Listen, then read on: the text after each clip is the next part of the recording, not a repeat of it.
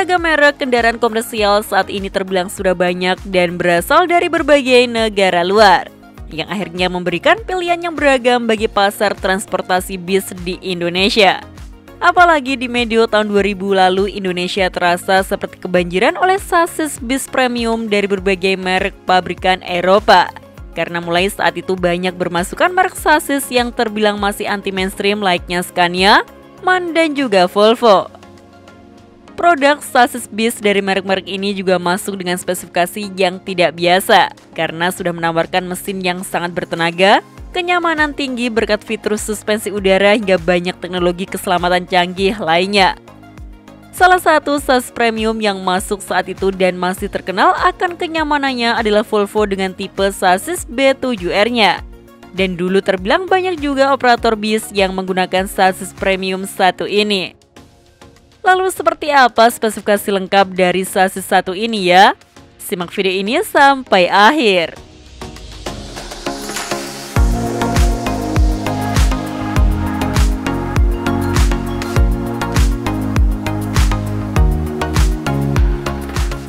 Volvo merupakan salah satu merek perusahaan otomotif asal Swedia yang terkenal akan kenyamanan dan beragam fitur keselamatan pada produk kendaraannya.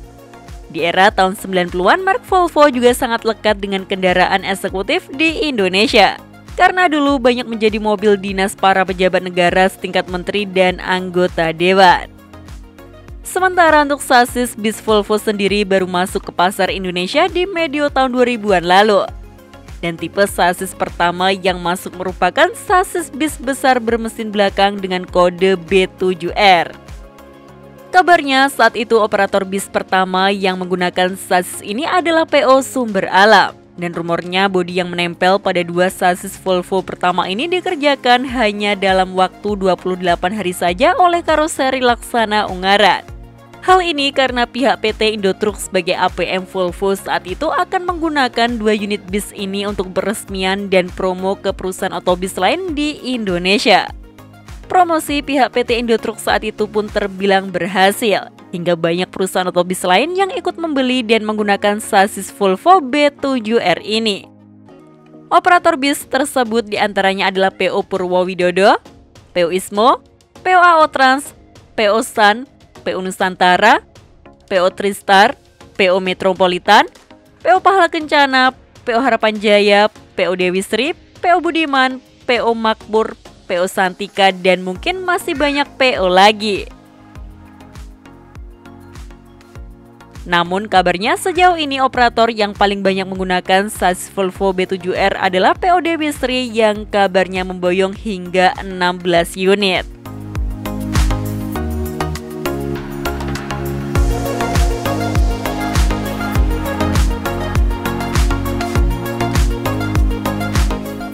Sasis Volvo B7R saat itu terbilang menjadi yang paling superior di kelasnya, karena secara spesifikasi sasis ini lebih unggul dari sasis lain di pasaran. Kelebihannya dimulai dari mesinnya yang sangat bertenaga.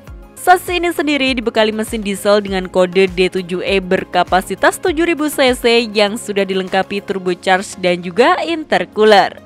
Mesin 6 silinder segaris ini mampu menghasilkan tenaga maksimal hingga 290 horsepower dan torsi maksimal hingga 1200 Nm pada 1050 sampai 1650 rpm.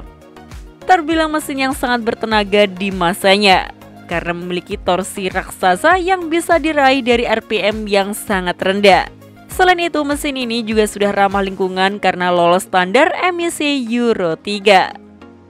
Tenaga besar dari mesin kemudian disalurkan ke roda melalui transmisi manual 6 percepatan dari ZF yang terkenal halus dan nyaman juga perpindahan giginya. Teknologi lain pada sasis ini adalah rem retarder yang sudah terintegrasi dengan gearbox, sehingga bisa menghemat penggunaan dan tingkat keausan pada kampas rem bis ini. Sistem pengereman pada sasis ini juga sudah menggunakan full disc brake yang sudah dilengkapi teknologi ABS atau anti-lock braking system.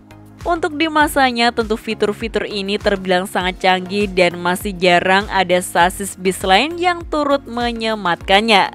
Jadi untuk urusan safety tidak perlu meragukan merek Volvo lagi ya. Sasis Volvo B7R ini sendiri memiliki dimensi panjang hingga 12,5 meter, menggunakan rangka yang terbuat dari konstruksi baja kuat dan memiliki permukaan yang datar guna memudahkan karoseri dalam pengerjaan bodi bis tersebut. Selain itu, sasis ini juga sudah dilengkapi fitur suspensi udara tipe wet yang dikontrol secara elektronik. Fitur yang terbilang mewah pada zaman itu dan terkenal menjadi suspensi bis terbaik dengan rasa bantingan yang sangat nyaman bahkan hingga sekarang.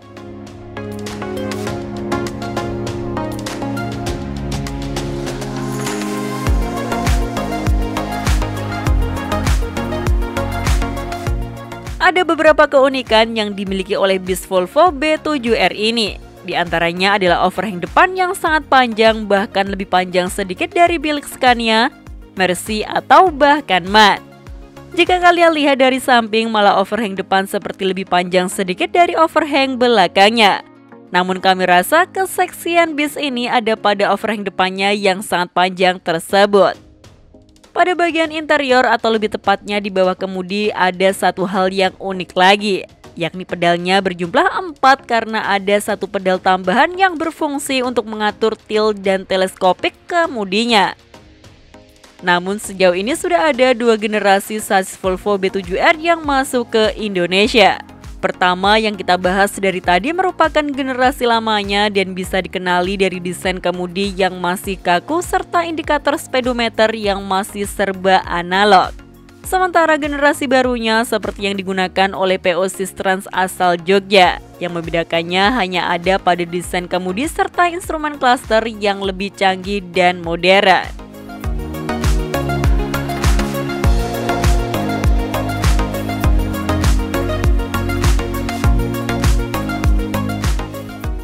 Sangat disayangkan populasi sasis Volvo B7R semakin berkurang di Indonesia.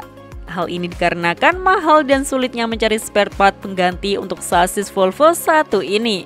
Adapun yang masih bertahan sekarang karena mengakali dengan spare part dari merek lain. Bahkan ada juga yang mengganti secara utuh mesin yang sudah tidak berfungsi. Operator yang sudah tidak mampu memperbaiki unit Volvo ini kebanyakan hanya membiarkannya tidak terawat di dalam garasi. Tentu sangat disayangkan unit yang premium dan nyaman ini harus berakhir mangkrak saja. Semoga produk Volvo zaman sekarang tidak berakhir sama dengan produk pendahulunya ya. Jadi siapa di antara kalian yang masih memfavoritkan sasis Volvo B7R ini?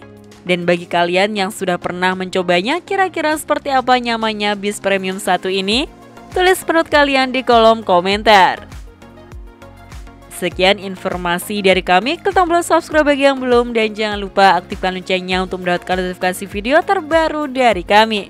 Terima kasih telah menonton dan maju terus dunia perpisahan Indonesia.